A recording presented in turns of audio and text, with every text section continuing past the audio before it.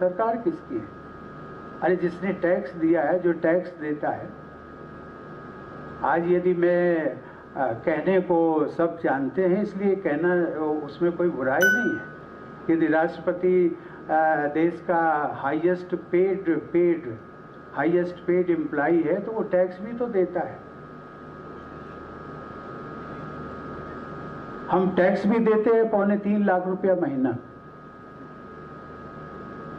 लेकिन वो कोई कहेगा कि आपको, लेकिन जो मिलता है उसकी सब चर्चा करते हैं कि आपको तो 5 लाख मिलता है, कि उसमें से हर महीने 2.25 लाख निकल जाता है, बचा कितना? और जितना बचा उससे अधिक तो हमारे अधिकारी और उन सबको मिलता है, कि जो टीचर्स बैठी हुई है ना, टीचर्स, उन सबको सबसे ज्यादा मिलता है। मैं इसकी बात का उल्लेख केवल इसलिए कि ये जो टैक्स पेड हैं, आखिर इन्हीं से विकास होना है, तो नुकसान किसका होगा? नुकसान हमारा होगा, अपना आपका होगा।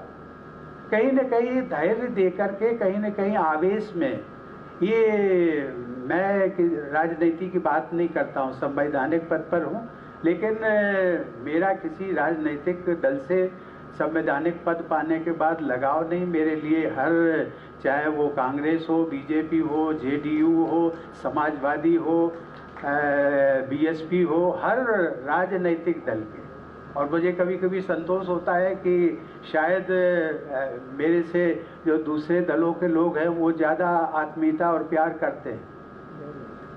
मैं इस बात का केवल उल्लेख इसलिए किया कि राजनीतिक दल आते हैं, विकास की बात करते हैं, सब कुछ करते हैं, अपने उसमें उनका स्वार्थ भी होता है, देश क्षेत्र का भी स्वार्थ है, आपका भी स्वार्थ है, देश का भी स्वार्थ है, लेकिन कम से कम आप तो उस स्वार्थ से ऊपर उठे।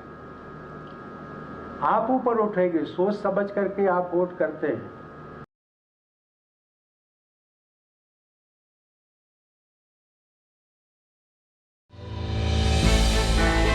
हमने की गलती फिर एक बार, कोरोना ने किया दोबारा प्रहार। मास्क, 2 गज दूरी, करें अपनी सुरक्षा खुद।